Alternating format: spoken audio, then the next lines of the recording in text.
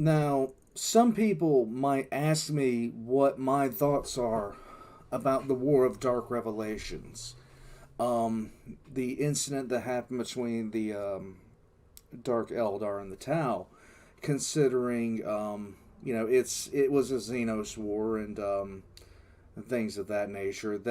People sometimes have asked me about this because, I don't like the Tau, and I think the Dark Eldar are, they're the Dark Eldar. My reaction to that is this.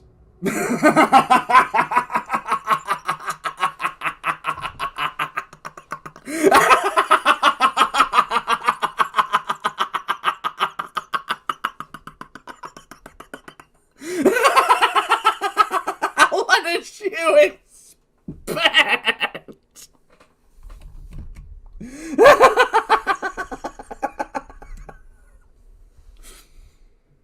Pretty much that's it. Let's go.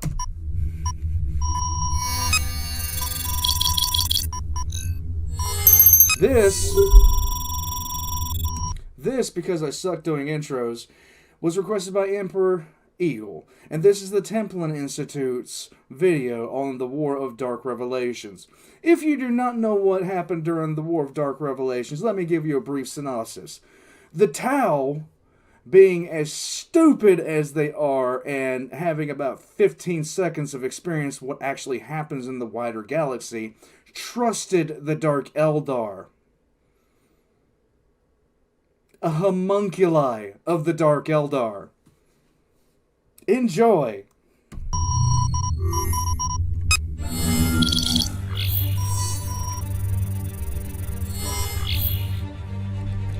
This is one of those happy stories of the 41st millennium for me.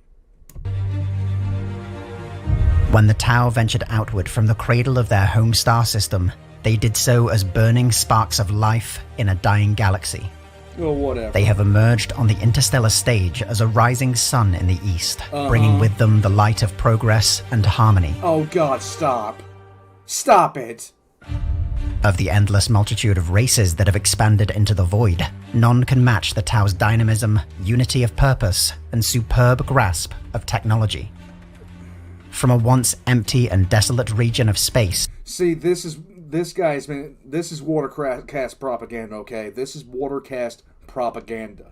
Ignore most of what he's saying that's fluffy and flowery towards the Tau, because it's all crap. It's all watercast propaganda. Has come an empire. Toxic planets transformed into lush worlds shining with industry, commerce, and culture.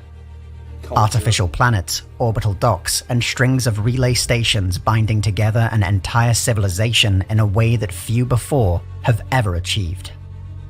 As their empire relentlessly expands, the Tau have an unshakable belief that the galaxy is theirs to rule, and that no matter how long it may take, there is no power in the universe that will not one day accept the superiority of their culture and their destiny as the true emissaries of the greater good.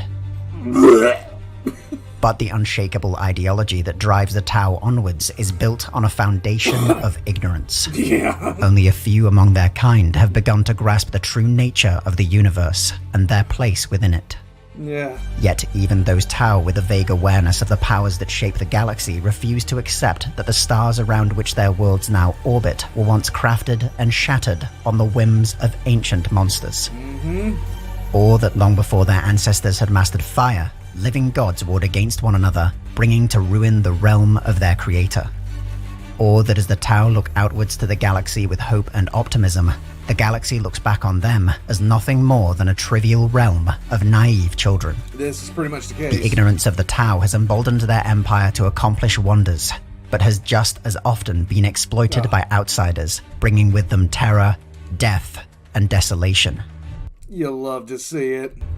It is a lesson the Tau have learned to their sorrow, time and time again, but never as costly as during the War of Dark Revelations. Yeah, they have. It's been a lot more costly, but, yeah, eventually they're gonna poke the bear too hard. The Tau Empire gained a healthy fear of the Tyranid Hive Fleets after one such swarm, Hive Fleet Gorgon, was barely repelled after entering Tau space. And High Fleet Gorgon was a splinter of a splinter. With the threat of other hive fleets imminent, the Empire desperately sought out new technologies, advantages, or allies wherever they might be found. In the closing years of the 41st millennium, with the Tau world of Vigos threatened by a tendril of Hive Fleet Kraken, a unique opportunity had seemingly presented itself. As the Tau defenders of Vigos prepared for the arrival of the Hive Fleet, their high command was approached by a strange individual from a race they had never before encountered. Calling himself Urian Rakarth, he offered the services of his coven, the Prophets of Flesh. This is just one of those incidents where they're in their cages right now. They want to get let out, but it's not time for them to get let out yet. All he asked for in exchange was that once the battle was won, the Tau would consent to what he called a cultural exchange. Eager for both allies and to spread the tenets of the greater good, the Tau accepted without hesitation. When the skies above Vigos were darkened by the arrival of countless Tyranid bioforms, Rakarth's warriors quickly proved their worth. Seen as grotesque by their Tau allies, they nevertheless seemed impervious to pain and cut a swath of carnage through the Tyranids faster than the eye could follow. In their wake came legions of gruesome machines, seemingly formed from mechanical and biological components alike. Now, I want you guys to realize something. This homunculi didn't do this for anything other than the lulz. He just did it for the lulz, okay? He literally did it because he thought it'd be fucking funny.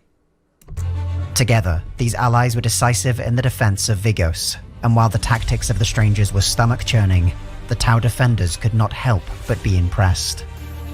Once the last of the Tyranids had been struck down, Urian Rakarth returned to name his price. For the assistance of his coven, he demanded 77 Tau from each of their societal castes be handed over to him, as well as 7 ethereals. Though the ethereals, the highest leaders among the Tau, could not be traded under any circumstances, they agreed to the remainder of Rakarth's demand.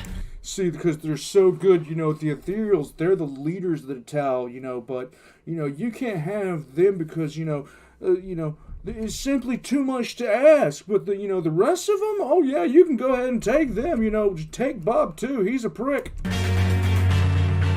During the next phase of the war against Hive Fleet Kraken, the Tau and their allies began a focused counterattack. Again, the Prophets of Flesh were decisive against the Tyranids, especially the new weapon they had deployed to the battlefield. They were towering forms of flesh and bone, ribs protruding from a weeping mass of scar tissue.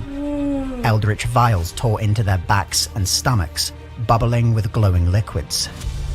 Needles were half buried. Listen to this.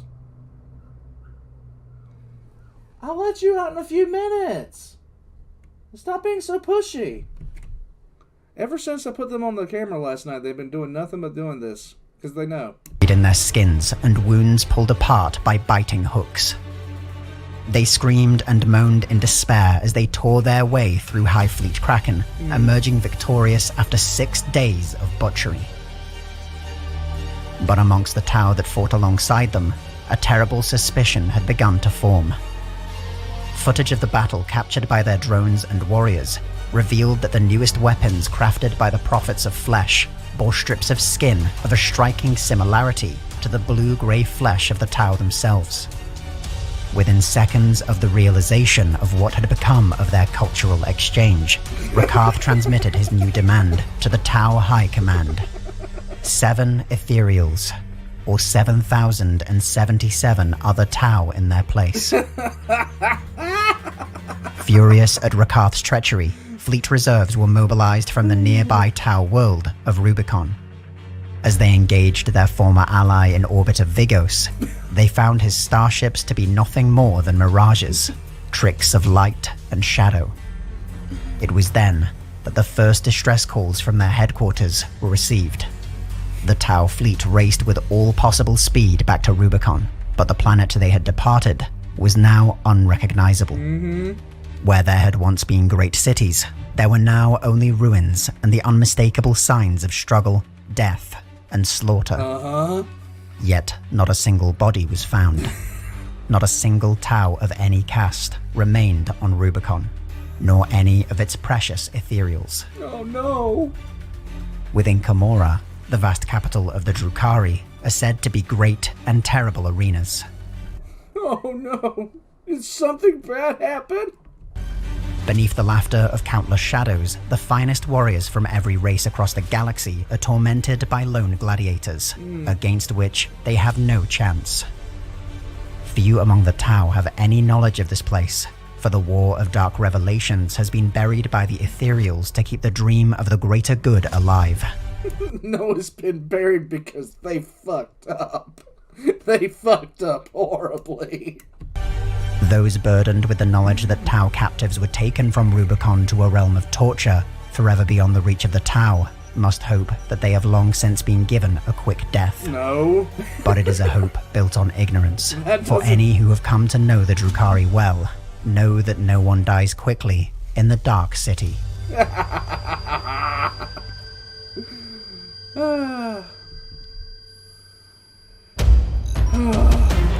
You gotta hate it. You gotta hate to hear about it. But, yeah.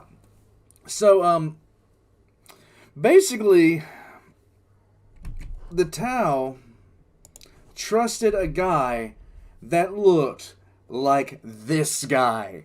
They sat there and trusted a guy that looked like him.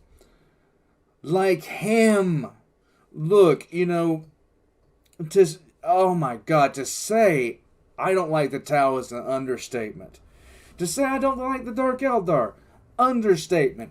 But at the same time, I don't care how desperate I am. I'm not trusting anything that looks like him. This causes problems. This causes problems on a scale you can't even begin to comprehend. And they should have known this. That homunculi did what he did to the Tau for the lulz. For the absolute lulz. You hate to see it. Unless you're me, in which case it's absolutely hilarious. It was like, when I first heard about this, it was legitimately one of the best stories I've heard out of 40K because, yeah, Tau. Here we go. In High Command, the Templin Institute investigates the greatest battles, conflicts, and wars from across alternate worlds. This was a good one. If you've enjoyed this video and would like to join the Templin Institute, They have a Patreon, consider of course. pledging to our So do I. Patreon page. Along with increased security access, you'll be able to vote in polls to determine future topics, get custom wallpaper every week. You know, one thing they did for their Patreon users, they sat there and they actually had where they did Solaris runs and you could vote on outcomes, stuff like that, I know. And receive some other exclusive rewards. Okay, I think that's... Alright, so that's that, alright? So, frankly, this is... I really applaud them trying to take this seriously when it's about as comical as you can get. I'm a horrible person. I'm a horrible person, but I really don't care. I hope you guys had as much fun with this as I did because I had a blast. In any case, like and subscribe if you haven't already. Pretty sure some of you are gonna, well, no. Y'all, if y'all have been on this channel for more than 15 seconds, you know I hate the Tau. I'll catch you guys next time.